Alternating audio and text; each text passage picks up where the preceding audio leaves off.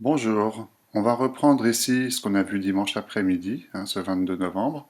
Donc on a commencé par des mouvements très naturels où vous étiez allongé sur le ventre et il s'agissait de laisser parler spontanément votre corps, de le laisser bouger et d'écouter les points d'appui, les mouvements, ce que ça peut procurer comme bien-être, comme sensation.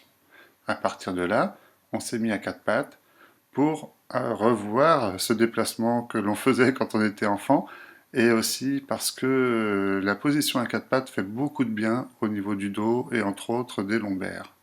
C'est également une posture qu'on va beaucoup utiliser en no shiatsu parce qu'on répartit le poids du corps sur les deux mains et les deux genoux, et quand on fait des mouvements circulaires, qu'on déplace notre ventre, notre hara, on répartit différemment le poids sur ces différentes parties du corps. Donc là, vous étiez naturel. C'est une des premières lois, un des premiers principes de l'OH En marchant sur le sol, il n'y avait pas de souci. Ça s'est compliqué quand il s'agissait de poser les mains sur le dos de quelqu'un. Alors le dos, c'est une partie qui est solide, sur laquelle on peut s'appuyer. Donc c'est pour ça qu'on a commencé sur cette zone. Une main est bien en appui sur le sacrum et l'autre main au niveau des omoplates, mais qui n'appuie pas sur la colonne vertébrale, sur les dorsaux, sur les muscles le long de la colonne. Et on va écouter la respiration de notre partenaire et s'harmoniser avec son rythme respiratoire. On inspire en même temps que lui et on expire en même temps que lui. On rentre dans une écoute et petit à petit on déplace notre bassin, notre hara, et on déplace la main qui était au niveau de l'omoplate et elle va descendre progressivement. Ensuite, on a appliqué des kembiki, ces petites secousses qui sont très agréables, qui détendent, et en regard de la jambe de notre partenaire, on doit arriver à la faire bouger en même temps qu'on fait ces petits déplacements. Pour un ami qui a mal au dos, évitez de commencer par ça, et évitez surtout d'appuyer, de mettre vos mains là où il a mal. En fait, on va commencer par travailler sur le ventre, donc votre partenaire sera allongé sur le dos. Le travail du cou, il est intéressant par rapport à un autre principe de l'OH-Shiatsu qui est sois présent et n'appuie pas. Donc ça demande une grande écoute des doigts et un certain tact et de procéder lentement pour pas forcer, pour mettre votre partenaire en confiance et surtout pour qu'il puisse vous informer si vous allez trop fort ou vous lui faites mal. En allant très lentement, ben, vous risquez pas de lui faire de blessures.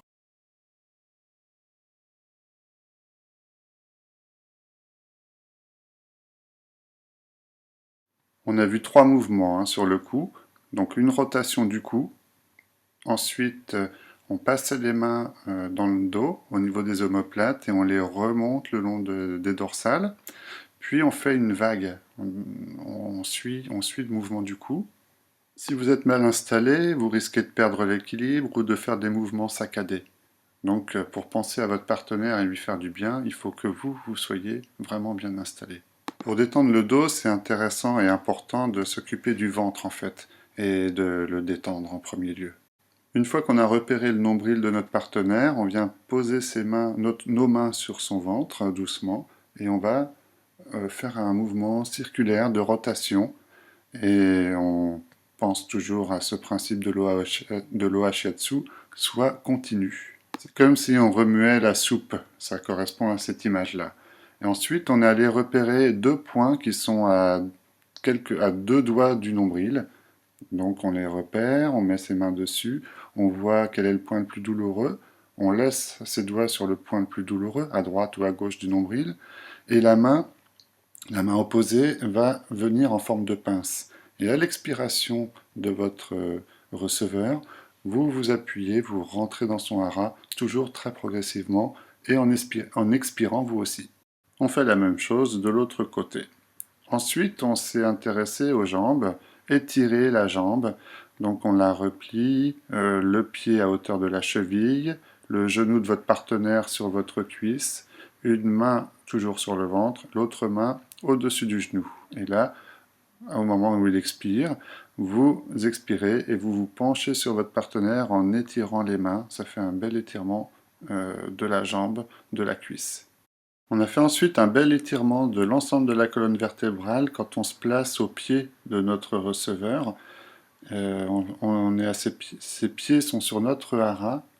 Il a les pieds contre notre ventre. On tient ses chevilles avec les mains. On se penche en arrière, ça étire, et quand on expire, on se penche en avant en maintenant bien les talons contre nous, ce qui fait remonter le coup de pied et ce qui étire les cervicales, enfin l'ensemble du dos. Un mouvement que tout le monde a apprécié mais qui n'est pas en photo malheureusement, c'est quand on a les mollets du partenaire sur notre cuisse et avec la main on appuie sur ses chevilles pour soulever ses fesses et après on fait des balancements. Ça c'est super en termes de détente et vous avez tous apprécié je crois. Alors quand vous travaillez comme ça, que vous vous entraînez avec vos amis ou votre famille, pensez toujours à leur demander s'ils sont confortables, si ça va, s'ils sont bien installés, si vous leur faites pas mal.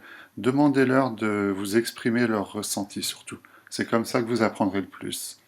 Et puis n'oubliez pas les principes essentiels de l'OA Shiatsu, soit naturel, soit continu, soit présent et n'appuie pas, et utilise tes deux mains.